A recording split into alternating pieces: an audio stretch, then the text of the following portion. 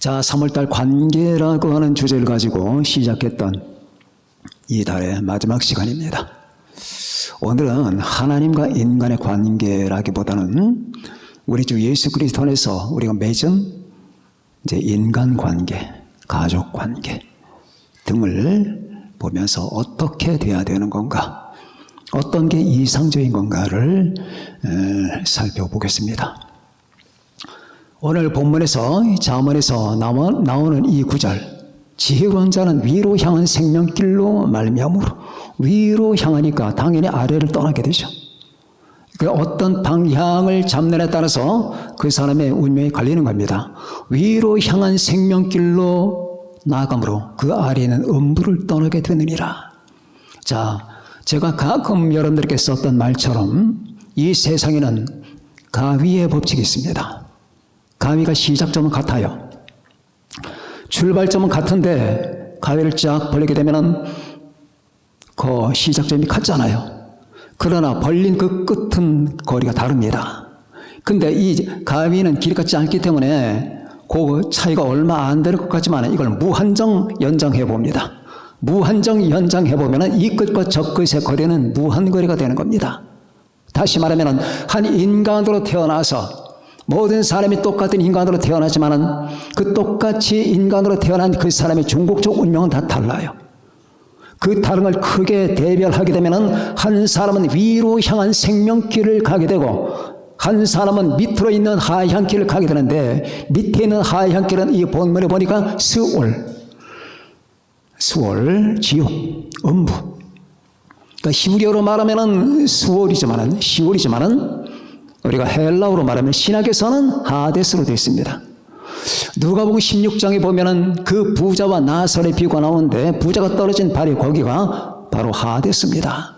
그러니까 신약에는 헬라어로 기록됐는데 바로 이 하데스고 구약은 시월입니다. 자, 그러니까 똑같은 음부, 지옥을 의미하는 겁니다. 고통, 죽음, 그리고 멸망받을 자들이 처하게 될 것을 의미하는 거죠. 자, 그러니까 내가 멸망길을 안 가려고 발버둥치기보다는 위로 향한 생명길을 가면 된다 그 말이에요. 위로 향한 생명길을 가면은 밑에 있는 음부를 떠나게 되는 거니까. 그럼 나뿐 아니라 내 가족도 마찬가지. 자, 그러니까 우리 가족이 아니면 내 부부 관계가, 내가 맺은 인간 관계가 이처럼 위로 같이 향하면 얼마나 좋겠느냐. 사철의 봄바람 불어있고 라고 하는 찬송처럼 나뿐 하리라 내 가족이, 내가 만나는 이 인간의 모든 관계가 하늘을 향하게 되면 그건 얼마나 축복된 태어남인가 그 말이에요. 비록 짧은 인생 60평생 70평생이지만은 80평생이지만은 바로 그 사람들이 바로 그 짧은 순간적인 인생을 끝낸 다음에 바로 고린도후서 5장 1절에 말씀한 것처럼 만일 땅에 있는 우리의 장막집이 무너지면 하나님께서 지으신 집, 곧 하늘에 있는 영원한 집이 우리에게 있다라고 했던 그 말씀, 하늘의 집, 거기로 같이 가게 된다면 얼마나 복되겠습니까? 하나님께서는 이 세상의 인간관계를 이 땅에서만 유지해라, 그런 뜻으로 우리를 만든 건 아니에요. 한 번 태어난 자는 영원히 존재합니다. 한 번 존재하는 건 영원히 존재해요. 자, 그런데 이 존재하는 방식이 달라요. 하나는 영원한 축복 가운데 존재하게 되고 한 사람은 영원한 저주 가운데 존재하게 되는 겁니다. 먼저 자, 하향길을 가는 이 관계를 보십시다. 모든 인간 관계는 자, 두 파트로 나뉘게 됩니다. 하나는 지옥으로 향하는 길입니다. 지옥으로 향하는 길이에요. 이 땅에서 아무리 잘 먹고 잘 살고 돈 많이 가지고 부귀영화 누리고 직업 좋고 스펙 좋고 이런저런 관계들이 좋고 자기가 누리는 삶의 여건들이 다 좋아도, 그러나 스올로 가는 인간과 스올로 가는 관계가 있는 거예요. 여러분, 제가 자주 말하지만 인생은 여러분 무섭습니다. 무서워요. 젊은 분들은 잘 이걸 몰라 무슨 말을 하는지 모릅니다. 내 인생 내 뜻대로 안 돼요. 여러분, 이 인생을 존중할 줄 알아야 돼요. 하나님이 주신 선물로다. 하나님이 주신 은사로다. 이걸 귀중하게 받아서, 그러면 하나님이 왜 주셨을까? 하나님 그 정신을 가지고 이 삶 속에서 섬기는 자세로 사는 것이 신앙적 자세인 겁니다. 그런데 여기서 반하는, 다시 말하면 인본주의적인 사고 방식을 가지고 살아가는 거 있죠. 자기 중심을 가지고 살아가는 것. 다시 말하면 지옥으로 향하는 길은 간단해요. 자기 중심으로 살아라. 인간 중심으로 살아라. 세상 중심으로 살라. 그러면 반드시 당신은 지옥에 떨어진다. 자, 인간 중심, 자기 중심, 세상 중심으로 살아가는 그 모든 삶의 방식이 이 땅에서는 그게 잘 평가가 되질 않습니다. 이 세상 사람들 다 보세요. 수많은 사람들이 살고 있는데 그 많은 사람들이 악한 으로 보입니까? 깨끗하고 정장 차려입고 화장하고 인간관계 좋고 직장생활 잘하고 그리고 이 사회사업도 하고 많은 곳에 많은 선한 일도 합니다. 그래서 도덕적 평가가 잘 내려지지 않아요. 그러나 하나님은 면도칼 같은 여러분 이 눈빛을 가지고 사람들의 삶의 그 모든 성격을 다 판별해 내신 거예요. 그래서 이 인간적 관점에서는 그게 잘 안 보여요. 인간적 관점에서는 정오를 판단하기가 힘이 듭니다. 그러나 하나님은 언제나 하나님의 기준에서 판단하십니다. 거기서 인본주의적으로 사는 것, 자기 중심으로 사는 것, 그리고 세속 중심으로 사는 것, 이거는 다 결격사유가 되는 겁니다. 하나님이 거부하십니다. 아무리 잘 살아보십시오. 내가 피곤한 몸을 이끌고 가족을 먹여 살리기 위해서 얼마나 애를 썼는데, 내가 그래도 때때로 이 사회 자선사업도 많이 했는데, 내가 이 직장을 일구기 위해서 얼마나 많이 투자했는데 아무 소용없습니다. 그건 네 문제다. 그러나 이 우주는 내가 창조했다. 그게 나하고 무슨 상관이 있느냐? 자, 그래서 바로 이렇게 밑으로 향하는 길을 가는 이 삶의 특징은 자, 이기주의, 자기중심, 그리고 인본주의, 그리고 세속중심, 이렇게 살아간다는 거예요. 우리는 성경에서 이런 종류의 사람들을 많이 봅니다. 여러분, 굉장히 영광을 누렸던 사람 가운데 하나가 헤로드 왕입니다. 성경이 예수님을 잡아 죽이고자 했던 이 헤롯 왕은 유대인이 아니에요. 에돔 사람입니다. 에돔 사람. 그런데 교활하게 그는 왕권을 잡게 됐습니다. 그 아버지부터 계속 교활하거든요. 로마에 빌붙고 안토니우스에게 뇌물 갖다 바치고 로마에게 별 아양을 다 떨면서 결국 이스라엘 통치권을 잡게 됩니다. 그리고 자기 정적들은 다 제거합니다. 그리고 결국 이 헤롯은 자기 두 아들까지 죽입니다. 친아들. 자기의 정권에 해가 되니까 헤롯이 데리고 있던 아내가 모두 9명이었어요. 그 9명 중에서 제일 사랑했던 아내는 마리암메입니다. 근데 마리암메에게서 난 두 아들을 죽여요. 그래서 파스칼은 방세에서 그런 말을 합니다. 헤롯의 자식이 되기보다는 돼지 새끼가 되는 게 낫다. 그렇게 정권 때문에 눈에 불이 붙어서 살았던 헤롯, 그리고 헤롯 아켈라우, 헤롯 안디바 2세 이렇게 해가지고 아그리파 2세 이렇게 해서 여러분 헤롯 왕가를 이어갑니다. 그러나 그들은 지옥으로 가는 겁니다. 스울로 가는 겁니다. 하데스로 가는 겁니다. 피할 길이 없는 겁니다. 더구나 하나님의 아들 예수님까지 잡아 죽이고자 했지만 실패했죠. 이런 종류의 가정이 되면 안 된단 말이에요. 여러분, 이런 종류의 가정이 되면 안 되잖아요. 이런 관계, 하나님과 관계가 없으니까 하나님과의 관계 없는 그 관계들이 다 망가지는 거예요. 가족 관계가 다. 난 아들이에요. 근데 아들은 아버지를 죽이려고 하고 아들은 아버지를 죽이려고 하고 아버지는 아들을 죽이려고 하고 자기가 가장 사랑했던 아내의 목을 자르고 이런 관계가 어디 있는 겁니까? 여러분, 그런 가정에 태어나고 싶습니까? 잘 먹고 잘 살고 돈 많이 갖기 위해서 그런 가정에 태어나고 싶냐고요. 차라리 밥 안 먹고 하루에 한 끼만 먹고 사는 게 더 낫지 않겠습니까? 그런가 하면은 구약 성경에 아합 가문 같은 가문이 있습니다. 바로 아합과 이세벨이라고 하는 이 두 사람, 그리고 그 자녀들, 그들이 하나님을 버리고 신앙 없이 아세라를 섬기고 바알을 섬기면서 가진 호화를 다 누렸죠. 그리고 하나님의 그 종교를 비박했고요. 그렇게 하면서 그들은 살았습니다. 그리고 잘 나갈 줄 알았습니다. 온 이스라엘 땅이 자기 것이니까. 그리고 결국 그것도 모자라서 자기 궁전 옆에 붙어있던 나봇의 포도원까지 빼서, 그리고 나봇을 돌로 쳐서 죽였습니다. 그리고 잘 될 줄 알았죠. 결국 아합은 화살에 맞아 죽습니다.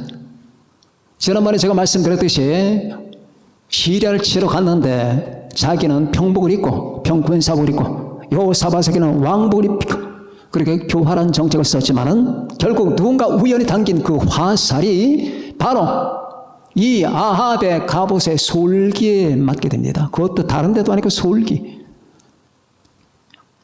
그리고 그때부터 그들은 내리막길을 가게 됩니다.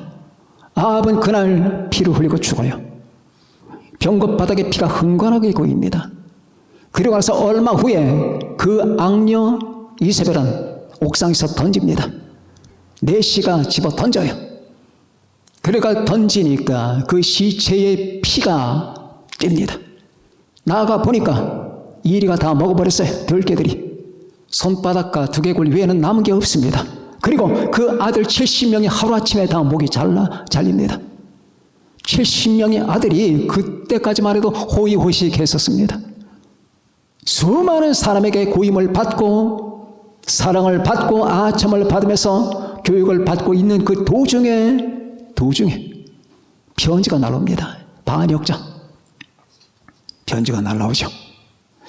그 편지에 이렇게 써 있습니다. 너희 주의 아들들 70명이 너희와 함께 있지 않느냐. 그 중에서 가장 어진 자를 택해서 왕으로 삼아라. 그리고 나와 싸우라. 나라를 지켜야 될 거 아니냐. 그때 그 편지를 받아본 그 성읍 장로들은 벌벌벌벌 떱니다. 우리는 아무도 왕을 세우지 않겠나이다. 그러면 내 말대로 하겠느냐? 그렇게 하겠습니다. 그러면 70명을 모두 목을 자르고 그 70명의 그 머리통을 내일 아침 내 앞에 가지고 오너라. 그리고 그날 다 죽습니다. 자, 피도 눈물도 없죠. 자기가 기르던 제자들입니다. 제자들이지만 내 목숨을 위해서는 다 죽여야 됩니다. 이게 인간관계예요. 가족관계, 스승과 제자의 관계, 다 이런 거예요. 세상 관계들이.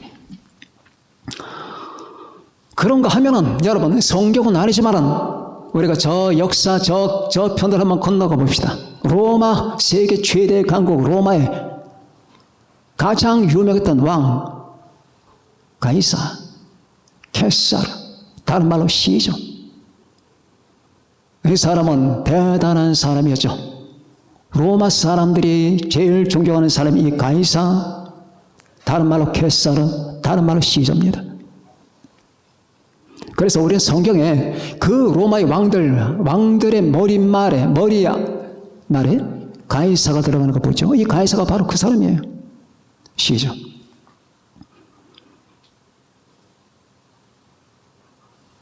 그 왕들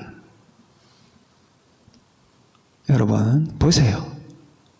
그런 가족이 태어나겠습니까? 가이사는 마지막에 칼 맞아 죽습니다. 수십 방의 칼이 찌릅니다. 로마는 그렇게 해서 멸망합니다. 476년에 서로마가 멸망하고 1453년에 동로마가 멸망합니다.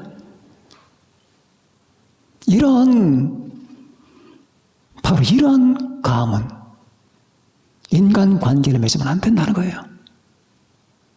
그래서 성경에는 두 번째 우리에게 힌트를 주십니다.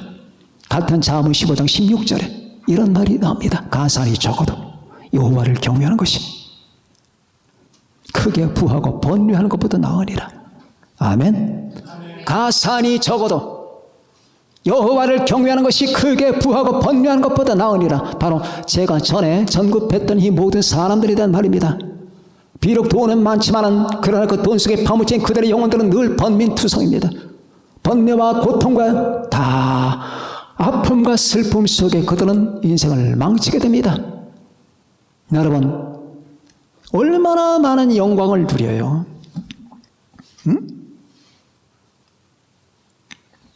그러나 여러분과 제가 바라보는 관계는 일단은 하나님과 우리의 관계예요.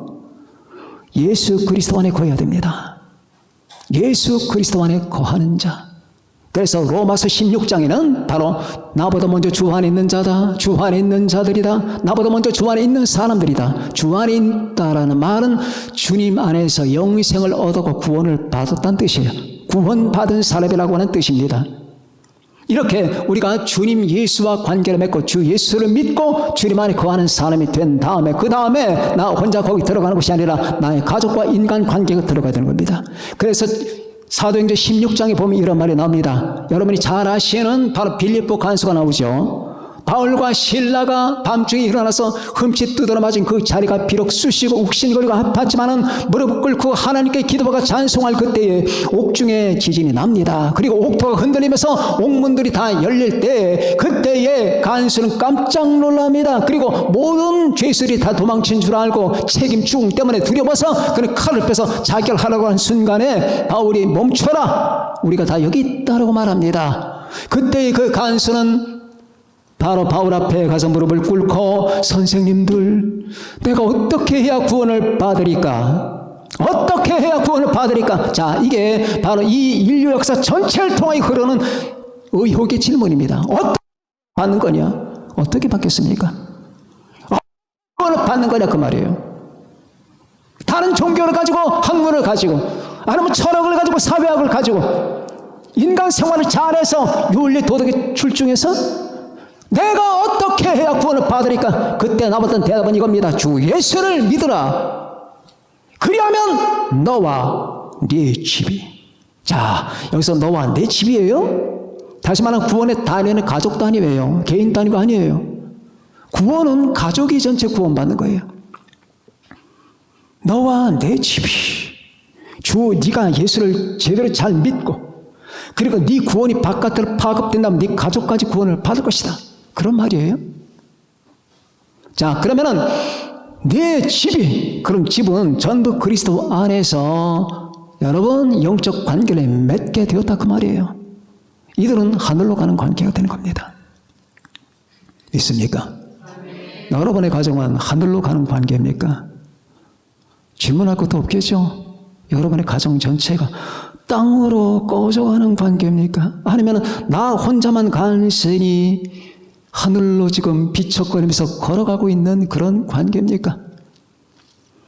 언젠간 여러분의 가정의 실체가 다 드러날 겁니다. 여러분의 가족 실체가 다 나타나게 될 겁니다. 우리는 위로 향한 생명길로 가는 겁니다. 아버지, 우리 주님 맞습니다. 저는 위가 좋습니다. 저는 아래가 싫습니다. 저는 빛이 좋습니다. 나는 어둠이 싫습니다. 나는 생명이 좋습니다. 나는 죽음이 싫습니다. 나는 사랑이 좋습니다. 나는 증오가 싫습니다. 그래서 나는 생명과 사랑이 있는 저 빛이 있고 하나님이 계신 저 위를 향한 길을 갑니다. 이 가위의 법칙에서 나는 밑으로 향한 길을 가지 않고 위로 향한 길을 간다 그 말이에요. 우리의 인간 관계는 먼저는 하나님과의 관계가 이루어진 상태에서 그리고 이 하나님과의 관계, 내 개인적 관계가 확장돼서 내 가족까지 이렇게 이루어지는 아름다운 관계가 돼야지, 그래야지 우리는 사도행전 16장 31절에 선생님들, 내가 어떻게 해야 구원을 받으리까? 주 예수를 믿으라. 그리하면 너와 내 집이 구원을 받으리라.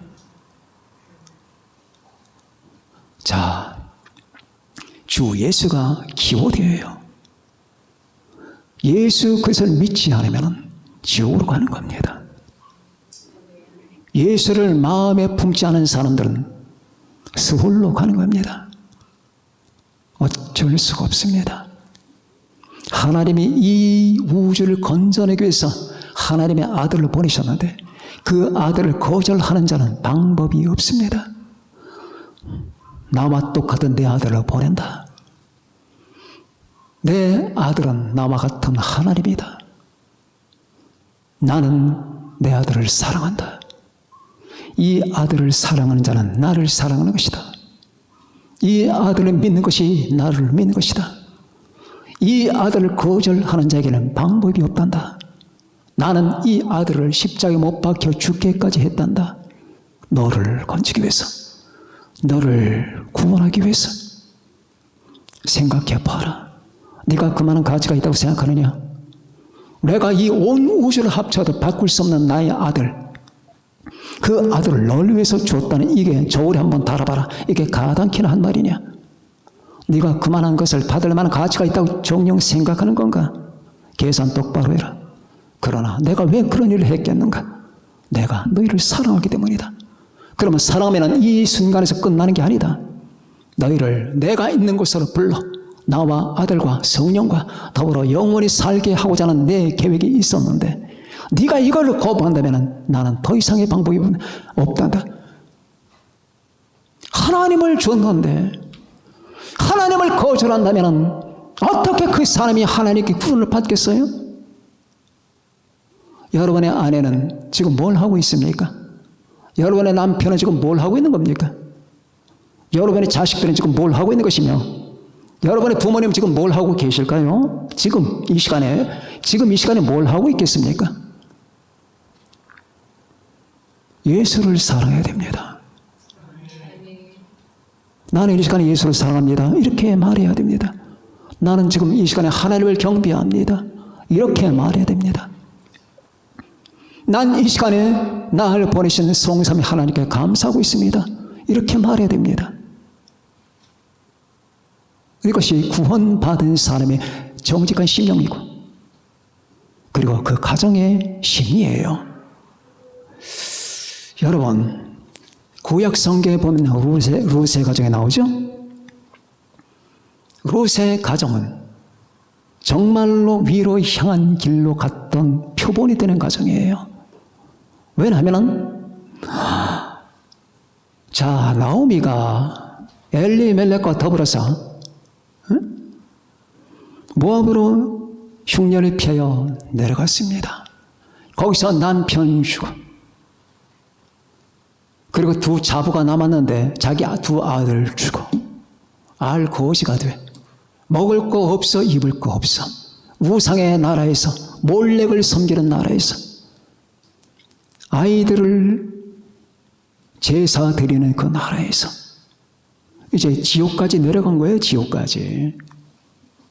그 나라는 몰렉을 섬깁니다. 밀곰을 섬깁니다. 아이들을 갖다가 불에 던져요. 그리고 몰렉이라고 하는 신을 섬기는 겁니다. 우두인 신이에요. 머리는 소이고 밑은 사람이에요. 그래 해마다 수십 명의 아이를 수백 명의 아이를 갖다 바칩니다. 이런 미친 죄를 인간 역사가 존재하는 동안 다 해왔어요. 어느 나라나 그런 풍습이 있습니다. 그러니까 갈 때 거기서 거지처럼 살아가는 거예요. 자, 그랬는데 룻이라고 한 여성을 만나면서 나오미가 이제 올라오기 시작합니다. 올라오기 시작하는 거예요. 올라오면서 룻이 이방 여자가 이 나오미를 건지는 거예요. 바로 그 모압에 속해 있던 이 여자 룻이 이스라엘 사람이 이 나오미를 건져냅니다. 나오미가 결국 이 룻을 따라 아니면 룻이 나오미를 따라 고향으로 돌아오는데 사람들이 막 환영하면서 나오미가 돌아온다, 귀환한다라고 갈채를 보냈습니다. 그때 나오미가 했던 말 기억하시나요? 나를 나오미라 하지 말아라. 나오미는 기쁨, 희락이라고 하는 뜻인데 나는 말하다, 쓰다. 난 다 잃어버렸다. 나는 모든 것을 상실했다. 나는 거지다. 내 인생은 지금 쓰다. 이렇게 말했던 나오미가 얼마 후에 여러분, 자기 자부인 룻이 결혼을 합니다. 보아스와 결혼을 해서 아이를 낳게 됩니다. 그 아이의 이름을 오벳이라고 합니다. 오벳, 나오미에서 오자를 따서 나오미가 자식을 낳았다라고 해서 오벳이라 합니다. 그 오벳이 바로 이새의 아버지이고 이새는 다윗의 아버지가 됩니다. 그러면 자, 이 전체 여러분 드라마를 보게 되면은 이 가문은 희망이 없는 가문이에요. 그런데 어떻게 이 룻이라고 하는 여자가, 그것도 이방 여자가 몰렉을 섬기는 나라의 백성이 이스라엘을 택했을까? 하나님을 본 거예요. 여호와 하나님을 알게 된 겁니다. 이게 진짜 신앙이라고 하는 것. 여러분, 고집이 있어야 돼요. 진짜 신앙, 예수 그리스도 진짜 신앙이라면 목숨을 불사해야 됩니다.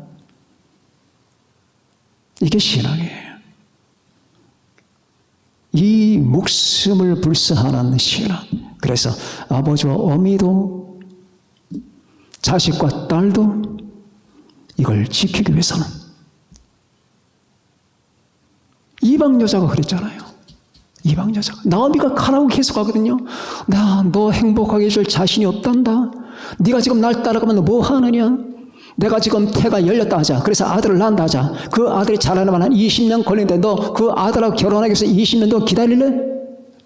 듣지도 않습니다. 어머니, 내게 더 이상 말씀하지 마세요. 나를 가라고 하지 마세요. 난 어머니를 따라갑니다. 그럼 어머니가 좋아서일까요? 어머니가 좋은 부분도 없지 않아 있었겠지만 이 룻이라고 하는 여성이라는 한갈 시야가 열렸던 겁니다. 여호와 하나님에 관한 신앙이 열린 거예요. 이 신앙이 열리는 게 얼마나 중요한 줄 아세요? 여러분, 지금 여러분 안에, 여러분이 지금 거기 앉아 계시잖아요. 그런데 여러분의 이 비전에 예수 그리스도가 열리지 않으면 무익한 거예요. 예수님을 믿는다는 사실에 이 중심을 모른다면, 그게 내 눈에 활짝 열리지 않는다면 나는 아직 어둠 속에 있는 거예요. 왜 내가 예수님을 믿어야 되는지, 십자가가 무엇인지, 주님의 보혈이 무엇인지, 왜 하나님 신앙을 가져와야 되는지, 왜 내 가정이 이 신앙을 하나가 되어야 되는지에 대한 이 정확한 인식이 여러분과 나에게 필요한 거예요. 이 인식으로 말미암은 신앙이 여러분의 가정을 구원으로 인도합니다. 신앙이 사람을 끌어야지 사람이 신앙을 끌면 안 되는 거예요. 내 안에 있는 신앙은 내 생명이에요. 이것이 인간을 끌어오는 거예요. 그랬을 때에 이 룻이라고 하는 여성은 가족이 바로 옆에 살거든. 자기 친정이 거부합니다.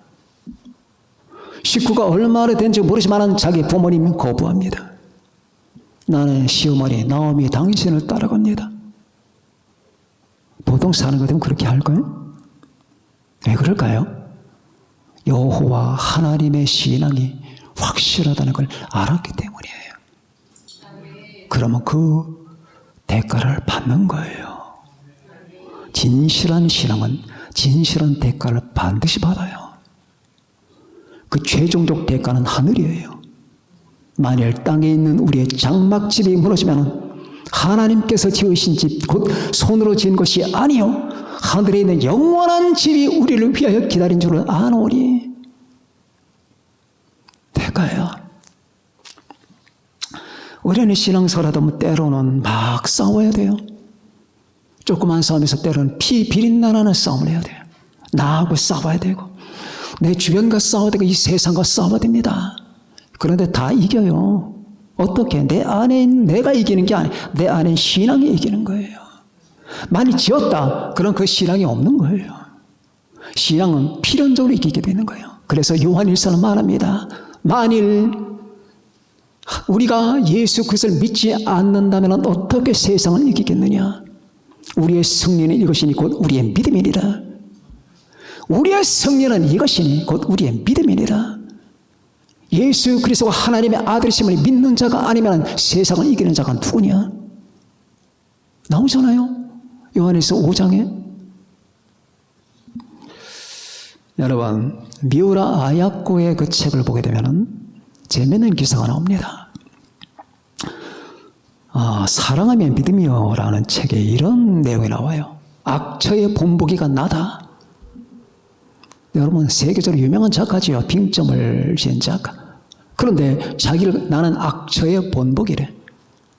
왜 그런가 해서 봤더니 첫째, 나는 건망증이 심합니다.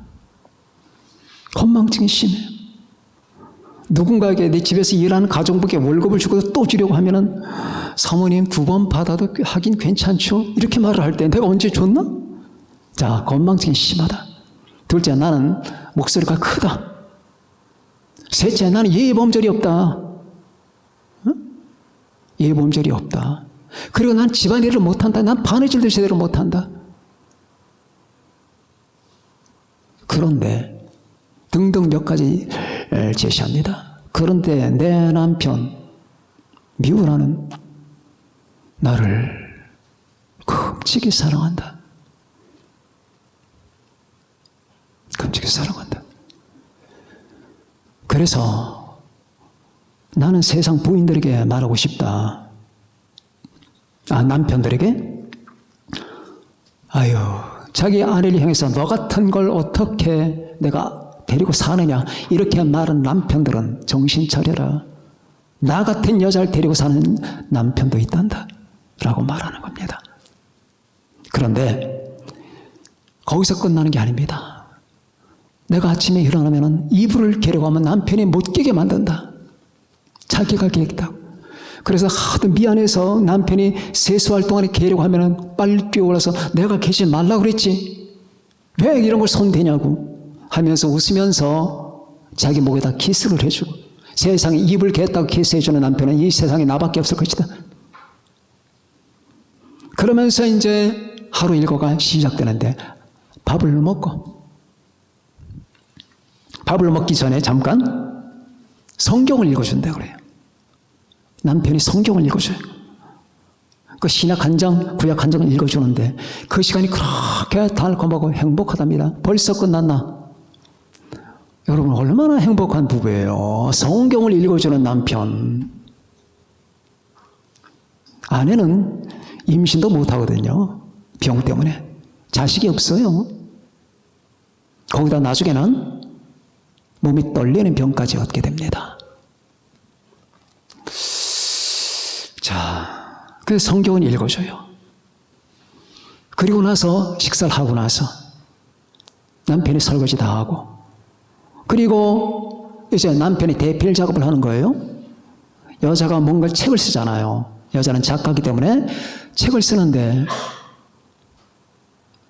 이 몸이 떨리는 이 파킨슨병 종류죠. 그 병을 얻고 나서는 자기가 직접 글을 못 쓰니까 자기가 입에서 구술을 해줍니다. 불러주면 남편이 그걸 다 대필하는 거예요. 그러면서 이건 이렇게 했으면 좋겠다는 이런 의견 제시도 하면서 그렇게 평생을 살아가요. 그렇게 눈이 펄펄 내리는 날, 기차역에 나가서 전도지를 돌리면서 두 부부가 예수를 믿으라고, 눈이 펄펄 내리는 추운 날 예수 믿으세요. 전도지를 나눠주면서. 여러분, 이 얼마나 행복한 부부예요. 이게 그리스도 안의 부부예요. 이게 그리스도 안의 부부라고요. 눈 뜨면 어떻게 하면 오늘 돈을 많이 벌고, 내가 어떻게 하면 내가 실적을 올리고, 어떻게 하면 내가 편안하게 살 궁리를 한다면 남자나 여자나 그 가정은 죽은 가정이에요. 그럼 어떻게 이 같은 아름답고 보람직한 관계가 이루어지느냐? 이 두 사람 속에는 예수 그리스도가 깊이 박혀 있습니다. 우리 주님에 대한 신앙과 감사가 넘쳐나요. 신앙의 척도는 감사인 것 같아요. 감사. 이 마음이 감사의 기준에 의해서 움직이는 거야. 감사. 그래서 그분의 책을 보면 다 이런 종류예요. 설령, 그 다음에 빈점, 양치하는 언덕, 뭐 이런 거, 이런 모든 것들을 보면은 다 예수 그리스도의 십자가와 그 보혈이란 그 놀라운 감격과 눈물, 기차가 막 밑으로 내려오는데 그 기차를 막지 않으면은 그 기차 안에 있는 사람이 다 죽어요.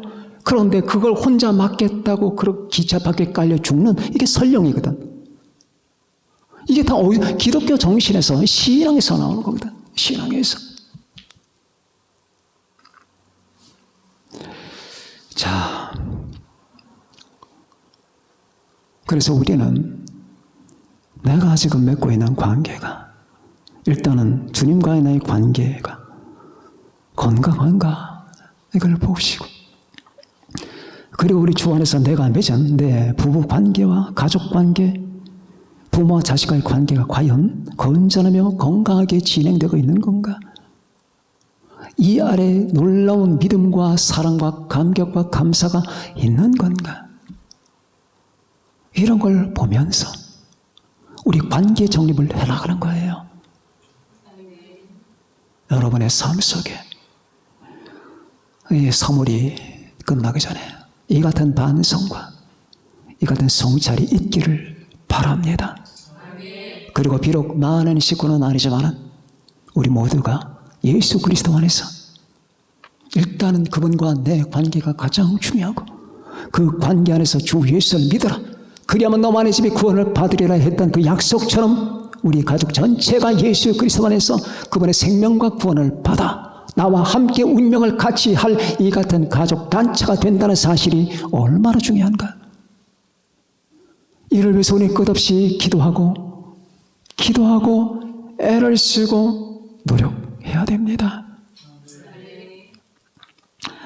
여러분들에게 더 좋은 관계가 이루어지고 여러분과 제가 이 세상을 다 마칠 때에 아까 고린도후서 5장 1절에 말씀했던 것까지 만일 땅에 있는 우리의 장막집이 무너지면 하나님께서 지으신 집 그 손으로 지은 것이 아니요 하늘에 있는 영원한 집이 우리에게 있는 줄 아나니 라고 했던 그 말씀에 해당되는 여러분과 제가 되십시다. 이 가임의 법칙에서 서울로 가는 사람들이 되지 마시고 우리는 하늘로 가는 사람이 됩시다. 절대로 하데스로 가는 사람이 생겨나면 안 됩니다. 우리는 영원토록 우리의 주님이 계신 아버지가 계신 저 나라를 향하여 나아가야 됩니다. 잠깐이면 됩니다. 얼마나 사실 것 같아요. 잠깐이면. 그리고 끝내 우리는 주님께서 그 때가 되기도 전에 주님께서 여러분과 나를 데리러 오십니다. 데리러 오시고 우리를 끌어가십니다. 내 아버지 집에 거할 곳이 많도다. 그럼 거기서 우리는 영원히 아버지 하나님을 뵙고 우리 주 예수님을 뵙고 성령님과 함께 살아가는 그 환상적인 우리 인간의 생각은 감히 감지하지 못합니다. 생각해 보세요. 요한계시록에 나오는 거기서 너희가 내 얼굴을 볼 것이요 아버지 하나님을 뵙고 우리 주 예수님을 뵙고 성령님과 함께하는 같은 삶, 그 삶이 이루어지는 관계가 나만이 아니라 내 가족과 인간관계 모두가 되시기를 예수님의 이름으로 축원합니다. 기도하시겠습니다. 다 같이 여러분과 여러분의 가정을 위해서